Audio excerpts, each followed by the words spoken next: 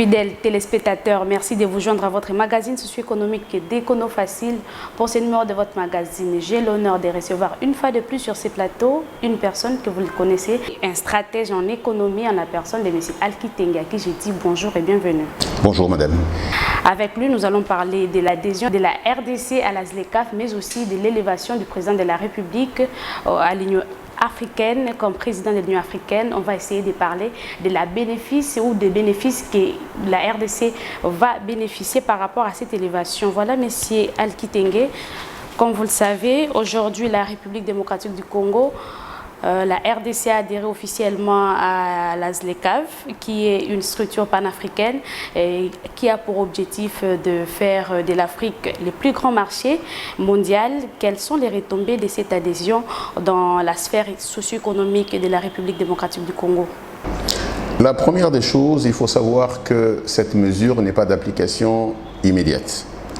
Nous avons entre 10 et 13 ans pour être à mesure de lever les différentes barrières tarifaires, pour être à mesure d'avoir effectivement un grand marché ouvert sur le continent. Et d'ailleurs, nous avons la possibilité, si certaines choses ne sont pas au point, de pouvoir demander une extension, ce que je souhaite que nous ne fassions pas. Nous avons raté toutes les opportunités d'intégration régionale. Et aujourd'hui, nous avons la chance d'être parmi les pays moteurs de cette intégration continentale, et nous allons le faire donc de manière brutale du nord au sud. Les gens ne comprennent pas ce que cela veut dire. Cela veut dire un choc important, mais un choc exogène sur l'économie congolaise qui est caractérisée par une paresse incroyable. Nous sommes un pays qui détient de l'énergie à profusion, de l'énergie propre. Sur les 200 gigawatts de potentiel hydroélectrique et solaire que nous avons, ça veut dire énergie propre, nous n'avons que 2, ça veut dire 1% réellement exploité. Nous avons la chance d'être sous l'équateur, ce que n'ont pas beaucoup d'autres pays. Nous avons une profusion d'eau et nous avons 80 millions d'hectares de terres arables. Nous ne cultivons même pas 10%. C'est toutes ces choses qui seront bousculées cette fois-ci par le fait que nous avons une demande sur le marché continental. Si nous ne faisons pas un certain nombre de choses, certains pays africains viendront les faire à notre place. C'est ce que cela veut dire.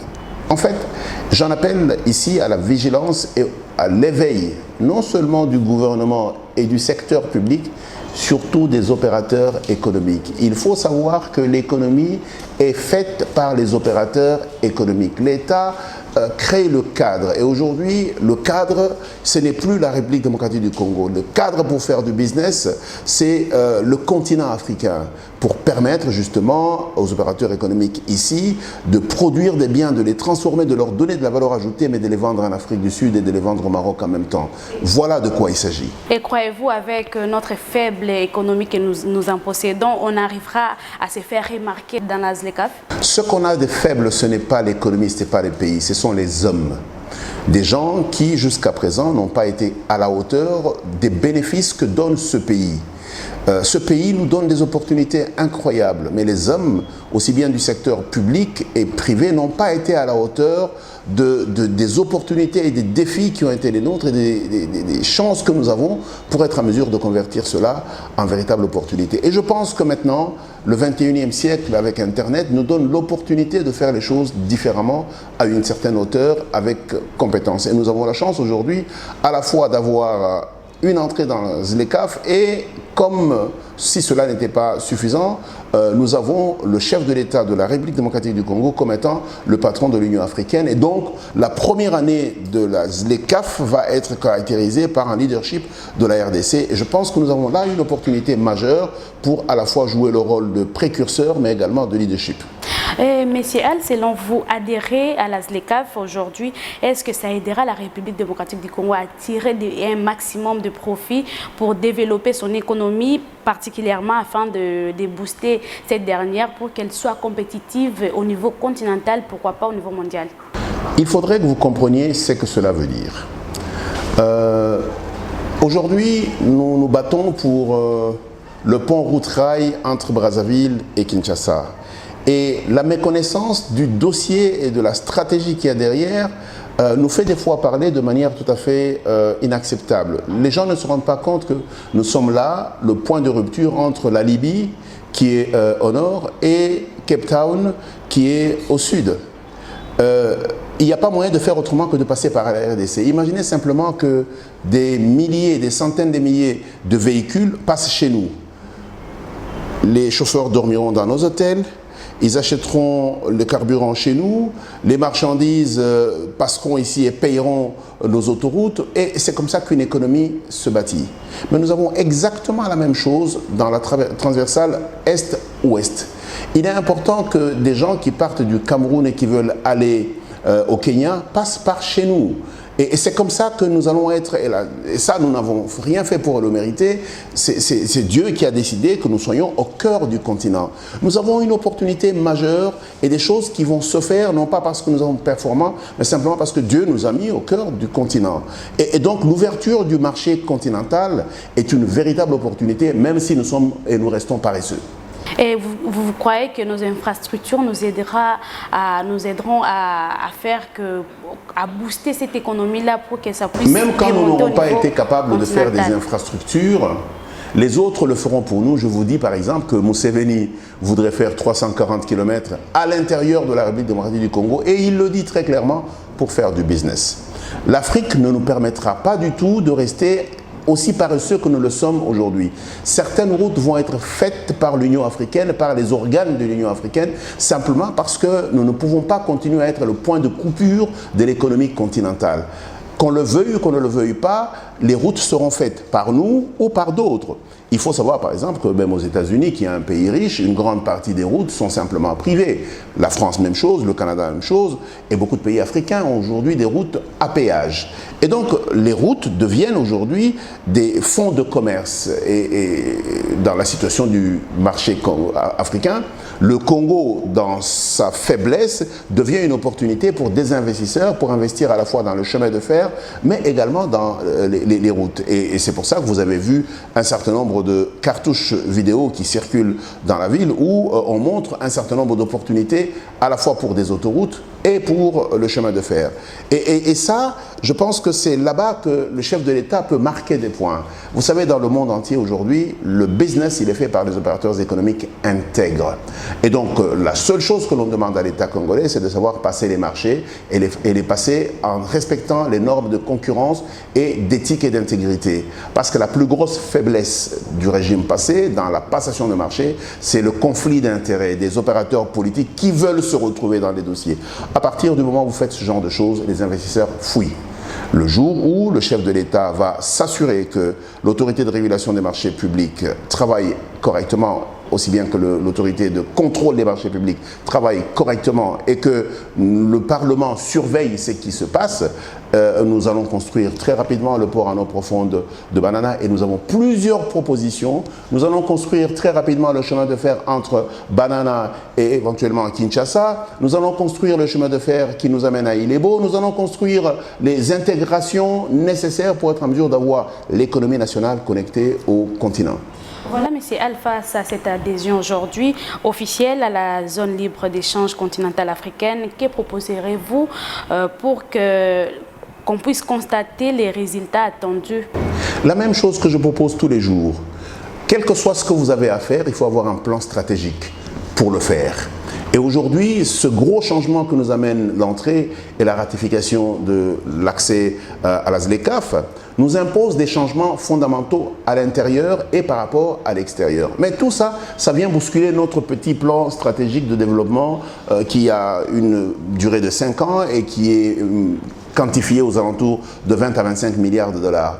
Si vous regardez la manière dont le secteur énergétique est en train de se développer avec les 1001 propositions qui sont sur la table du chef de l'État et du pays, et si vous regardez les différentes propositions qui viennent dans le secteur de la mobilité intelligente, aussi bien des biens que des personnes, il est important que nous fassions un arbitrage beaucoup plus grand. Ça veut dire en fait il faudrait qu'on pense qu'est-ce que nous voulons devenir dans les 25 et les 30 prochaines années, et comme ça on peut décliner ça en 15 ans, 10 ans et puis 5 ans, de manière intelligente et voulue. Et encore une fois, je le dis tous les jours, le développement d'un pays n'est pas qu'une question politique, c'est une question de communauté et de société. Il faut écouter les économistes, il faut écouter les scientifiques, il faut être en mesure de faire un gros débat sur où est-ce que nous voulons aller.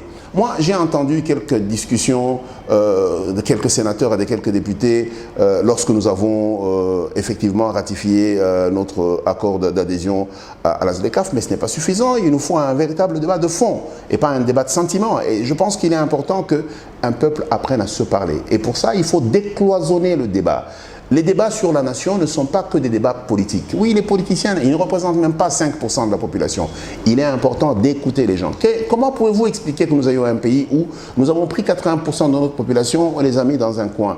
Je parle du milieu rural. Nous devons avoir une politique, une stratégie pour être en mesure d'avoir une économie inclusive, une politique inclusive, une santé inclusive. Et ça, c'est très important. Cette inclusivité nous donnera le poids nécessaire pour être en mesure de répondre à votre question, de résister et de vivre et d'exister en même temps que les autres peuples africains. Voilà, M. Al, aujourd'hui, la crise sanitaire a paralysé toutes les économies du monde, y compris la République démocratique du Congo, qui, la situation de son économie était déjà alarmante depuis bien longtemps. Est-ce qu'il n'y aura pas une répercussion négative par rapport à l'intégration de la République démocratique du Congo dans la ZLECAf? La crise de Covid-19 a touché tous les pays du monde, en ce compris la RDC. Et nous avons la chance d'avoir une géographie de la Covid qui montre clairement qu'il y a 3 provinces qui sont touchées. Tout le reste le sont de manière très faible, insignifiante. C'est une chance, et ce n'est pas pour un mérite quelconque. Notre système de santé est catastrophique et montre toutes ses limites. Il est donc important qu'on le repense. Je passe. Le plus important, c'est qui ou quels pays seront les plus gagnants dans la remontée économique. Ce sont les pays qui vont se débarrasser de la corruption et qui vont adopter l'innovation. Les pays qui vont innover le plus vont se retrouver plus compétitifs que les autres. Un des facteurs d'innovation aujourd'hui, c'est très clair, c'est la technologie. On s'est aperçu par exemple que durant la crise de Covid-19, les pays qui se sont réveillés le plus sont les pays qui étaient technologiquement avancés. Mais la RDC a un devoir fondamental, c'est de comprendre un petit peu quelles sont les 2 leçons les plus fondamentales du point de vue économique que nous devons tirer de la crise de Covid. 1, on ne peut pas continuer à être un pays où 95% de notre économie est dans l'informel. C'est bête, parce que finalement, ça ne nous permet pas d'avoir des outils de résilience et des outils d'intervention publique en cas de crise. L'État était incapable parce que l'État n'a jamais reçu de la part des citoyens qui vivent dans l'informel et dans la gratuité les moyens nécessaires pour être en mesure d'agir. La deuxième des choses, elle est tout aussi importante, c'est de se dire on ne peut pas être un pays avec une économie exagérément extravertie.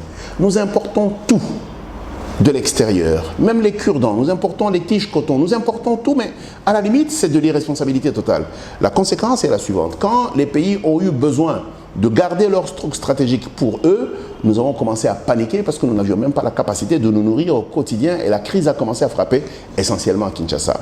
Alors que nous avions dans la plupart de nos provinces des biens qui traînaient et dont les prix commençaient à baisser. Souvenez-vous de Béni, simplement parce que personne pour acheter. Et donc, à partir du moment où on a été bloqué, on avait d'un côté les consommateurs quinois qui très malheureusement consomment tous les déchets du monde entier et ne pouvaient pas continuer à recevoir les biens. Et on avait les provinces de la République démocratique du Congo qui, elles, se retrouvaient avec des stocks qui ne pouvaient pas être vendus parce que généralement vendus dans les grands centres. Et donc, il est important qu'on repense le modèle économique de la République démocratique du Congo pour que nous ayons une économie nationale solide, capable de pouvoir compétir avec les autres nations. Voilà, M. Al, d'une manière précise, quelles sont les entreprises de la République démocratique du Congo qui peuvent accompagner la RDC, bien sûr, à cet accord de la ZLECAf? Moi j'aimerais bien qu'on fasse un appel non seulement aux entreprises, mais également aux organisations. Nous avons eu dans ce pays une organisation qui s'appelle le DAIPL, qui est en fait une unité de production agroalimentaire présidentielle. Si déjà le chef de l'État peut montrer ses capacités entrepreneuriales en tant que chef de l'État avec les moyens publics, avec cette entité qui avait des activités non seulement à Kinshasa, mais dans beaucoup de provinces, dont le Kasaï oriental, le Congo central, mais également l'ancien Katanga. Et si le DAIPEN peut reprendre ces activités, il serait très bien que l'État congolais soit le premier entrepreneur qu'il montre ce qu'il est capable de faire. Il est aussi important de pouvoir voir, pourquoi pas, la ferme espoir de l'ancien chef de l'État devenir une entité capable de pouvoir alimenter le pays et le continent, et beaucoup d'autres opérateurs économiques qui remplissent les rangs à la fois politiques et économiques pour être en mesure d'avoir la possibilité d'investir dans la République démocratique du Congo. Et aujourd'hui, plus que jamais, avant de pouvoir attirer des investisseurs étrangers, il est important que les premiers investisseurs soient des investisseurs congolais. Et là-dessus, moi j'en appelle à un investissement patriotique pour à la fois moderniser la République démocratique du Congo dans sa production et dans sa transformation, mais également pour être en mesure de pouvoir rayonner sur le marché qui s'ouvre aujourd'hui, qui est un marché de plus d'1 milliard de personnes. Voilà, M. Al, vous avez parlé des entreprises, vous avez cité quelques entreprises, mais étant donné qu'il y a d'autres entreprises de la RDC qui sont étouffées par même ses compatriotes, à titre d'exemple, la compagnie d'Égal, l'entreprise Égal, vous le savez, vous savez comment est-ce que ça s'est passé, mais comment est-ce que ces personnes-là peuvent investir pour booster J'aurais aimé ne pas faire un commentaire sur l'entreprise Égal, qui est en fait en grande partie une entreprise d'importation des biens. Ce que moi j'aurais voulu d'Égal, c'est qu'elle pêche en République démocratique du Congo, qu'elle structure les produits à valeur ajoutée d'origine halieutique et qu'elle les transforme. Si c'est seulement pour aller acheter des biens en Namibie, je pense qu'il y a des choses à faire. Mais par contre, vous avez évoqué une question de fiscalité. Je pense simplement que la fiscalité, elle est valable lorsqu'elle est la même pour tout le monde. Okay? Tout le monde doit être en mesure de pouvoir payer. Et moi je dis, Égal ou une autre entreprise devrait être en mesure de savoir que nous avons des droits, nous avons des obligations. Et il est important que, le cas échéant, si Égal peut prouver qu'il y a un acharnement, qu'elle engage en tant qu'entreprise des avocats pour la défendre, mais si elle doit des choses à l'État congolais, en tant qu'entreprise, elle n'a qu'à payer. D'accord, nous avons dit tantôt que le président de la République est à la tête de l'Union africaine actuellement, et sur sa table, il y a plusieurs sujets à débattre, y compris la loi de la ratification de la ZLECAf. Est-ce que le président congolais arrivera à rassembler tous les membres nouveaux, étant donné que la RDC vient à peine d'adhérer à cette structure? Non, il y a beaucoup de pays qui ont déjà adhéré, qui ont déjà signé, qui ont déjà ratifié. Le chef de l'État a peut-être encore la tâche d'aller à la conquête de quelques autres pays, et ils sont moins nombreux, qui hésitent encore, dont le Nigeria et quelques pays. Mais il y a des raisons pour ce genre de choses, et moi je ne crois pas que l'unanimité serait la règle. À partir du moment où on a la masse critique, l'Afrique doit pouvoir décoller et avancer.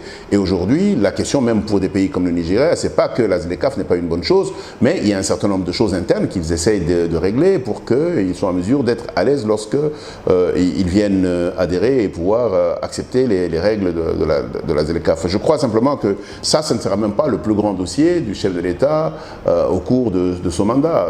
Je crois simplement que ça, c'est quelque chose qui va avancer avec le temps, et tout le monde se rendra bien compte qu'il y a énormément d'avantages que d'appartenir à un marché commun. Vous savez par exemple que nous importons bien plus de biens tous ensemble de l'extérieur qu'on en échange entre nous. Ce n'est pas raisonnable. Donc à un moment donné, apprenons déjà à échanger des biens sur le continent. Ce que moi je ne peux pas produire, je l'achète chez X. Ce que Y ne peut pas produire, je l'achète chez moi. Et si nous pouvons déjà faire circuler la richesse sur le continent, ce sera bien sûr aux dépens de l'Occident et de l'Orient aujourd'hui. Ça nous permettra de pouvoir avoir une activité économique qui puisse être en mesure de créer de la richesse sur le continent. Présidence de Félix Tshisekedi à l'Union africaine, est-ce qu'elle aura également un impact positif dans l'économie de la Du République. point de vue psychologique, déjà, le chef de l'État sait qu'il doit jouer à l'exemplarité. Et donc, il doit être en mesure d'implémenter des choses ici pour être en mesure de s'en servir comme exemple lorsqu'il parle d'autorité au niveau de l'Union africaine. Deuxième chose, nous sommes donc un pays qui sera le miroir du continent pendant une année. Nous sommes un pays où viendront d'autres chefs de l'État, d'autres délégations pour être en mesure de discuter avec lui, et les gens dormiront dans nos hôtels, ils consommeront ici, ce qui est un avantage, mais mieux que ça, ça lui permet d'être au centre d'observation de ce que les autres pays font et de manière intelligente être en mesure de pouvoir tirer leçon de ceux qui réussissent sur un certain nombre de choses, mais également de ceux qui échouent sur un certain nombre d'autres choses. Et c'est pour ça que je dis encore une fois, la présidence du chef de l'État n'est pas qu'une présidence politique, elle doit être une présidence économique, elle doit être une présidence culturelle. Voilà, M. Al, malgré les déficits enregistrés au cours des années dernières, 2019-2020, dans les trésors publics et également en 2021, au mois de janvier, dans les trésors publics, est-ce que la RDC sera capable d'apporter sa pierre dans l'édifice qui est la ZLECAf? Notre plus grande contribution, c'est le potentiel hydroélectrique et le potentiel solaire, je veux dire le potentiel énergétique. Et là-dessus, le gouvernement est en train de faire l'essentiel pour que les privés soient en mesure de faire des très gros investissements. Intéressez-vous à ce qui est en train de se passer avec des sociétés comme Fortescue, la société australienne. Intéressez-vous à ce qui est en train de se passer avec des sociétés chinoises et allemandes. Et ça, c'est des choses qui vont nous permettre d'être des grands contributeurs au niveau du continent sur une question fondamentale qui est celle de l'énergie. La deuxième des choses, nous sommes au cœur du continent et je vous l'ai dit encore une fois, on a une pluviométrie très avantageuse et on a une planification culturelle très importante parce qu'il pleut d'un côté quand il ne pleut pas de l'autre et nous avons donc la possibilité de produire sur toute l'année et nous avons des terres. C'est des éléments de contribution extrêmement importants si nous voulons aller dans une planification continentale ouverte où le besoin qui sont exprimés et l'argent disponible sont importants. Maintenant, il faudra rester ouvert. Lorsque vous acceptez d'entrer dans un jeu ouvert, il faut savoir que l'une des choses qu'il faut savoir attirer sur notre continent, c'est l'argent. Et l'autre chose, c'est les opérateurs économiques compétents. Et c'est pour ça que lorsque nous ouvrirons le champ de notre pays, un gars comme Dangote, il faut aller lui faire la cour pour qu'il vienne investir ici dans tous les secteurs où il a des capacités. Il travaille dans le sucre, du champ jusqu'à la production du sucre, il travaille dans la production du ciment, il travaille dans beaucoup d'autres secteurs. Ce genre d'opérateurs économiques, il faut aller les chercher dans le cadre d'un programme de compétitivité. Et il y a aujourd'hui des grandes sociétés sur le continent qui travaillent dans les secteurs de l'énergie, qui travaillent dans le secteur des infrastructures routières, qui travaillent dans le secteur des infrastructures ferroviaires. Il faut aller les chercher, il ne faut pas attendre que ces entreprises viennent, il faut se mettre en programme avec eux. Regardez la quantité d'argent que le Sénégal a dépensé sur son territoire les 10 dernières années. Vous vous rendez bien compte que ce pays est dans une dynamique et un dynamisme extrêmement important. Mais encore une fois, ce genre de choses ne sont possibles que lorsque vous avez un plan. J'insiste beaucoup, il faut avoir un plan, il faut savoir se planifier, se projeter dans le temps. Et moi, je dis à l'horizon 30 ans, 20 ans, 10 ans et puis 5 ans. Ça vous permet d'avoir une cohérence et lorsque vous changez de régime, vous changez de chef d'État, ça ne gêne personne parce que l'agenda reste le même. C'est l'accumulation de résultats sur l'agenda national. Voilà, M. Al-Kitenge, on est pratiquement à la fin de notre émission. Votre mot de la fin? Nous sommes un grand pays, nous avons la chance d'être au cœur du continent. Cette affaire de la ZLECAf est une opportunité pour que nous soyons en mesure de relier le nord au sud, de l'est à l'ouest. Et nous avons des opportunités, mais il faut les penser, il faut les concevoir et il faut les planifier. Ainsi s'achève ce numéro de votre magazine. Mesdames et messieurs, merci à vous de l'avoir suivi. Bonne suite de programme sur votre chaîne. Je vous rappelle que nous avons reçu sur ce plateau M. Al-Kitenge qui est un stratège en économie. Merci une fois de plus d'être passé, M. Al. Je crois que je vous recevrai encore prochainement. Je suis votre serviteur. Merci beaucoup. Bonne suite de programme sur votre chaîne. Je vous retrouve très prochainement au prochain numéro. Au revoir.